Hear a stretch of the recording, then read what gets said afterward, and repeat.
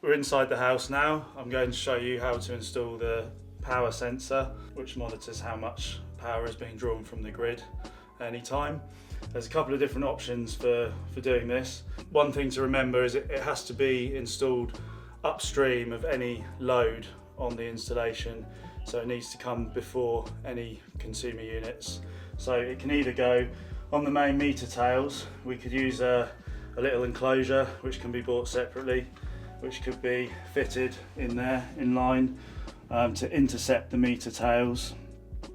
Grid side on the bottom, consumer unit on the top, or the load.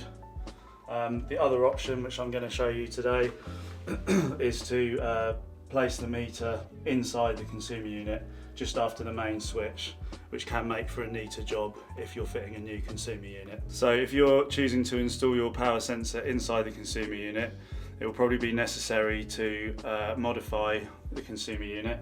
It needs to go upstream of any of the other circuits, so immediately to the left of the main switch in this case.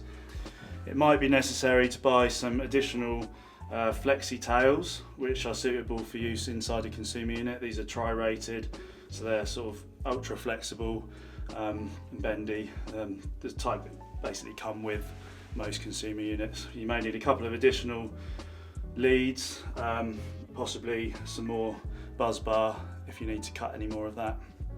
Your incoming feed from the grid side will need to go into the bottom of the power sensor, live and neutral as indicated on the bottom. It says L and N in and then out on the top, and then the out obviously needs to then go to feed your circuits. And then some little green connectors on here. You'll notice in there's an A and a B connection. That will connect to your data lead, which was running to the Anker system. Okay, so we've got the meter into position now in the consumer unit.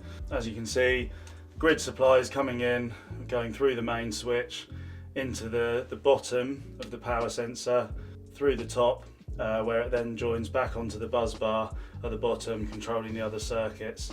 So the power sensor is measuring the total load of the installation.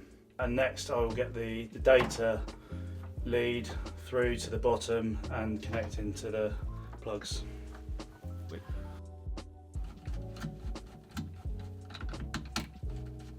We've now got the data connection terminated into the power sensor.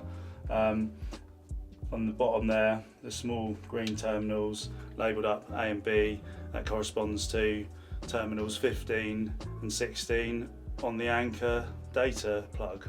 Spoken about two options here for installing the power sensor. There is also going to be available imminently a CT version of the power sensor that you can use, a CT clamp, to measure the current remotely, which might be useful in certain installations where you haven't got a lot of space in the consumer unit or surrounding it. So I'm just going to fit the lid back on the consumer unit, and the next video you'll see will be commissioning the system.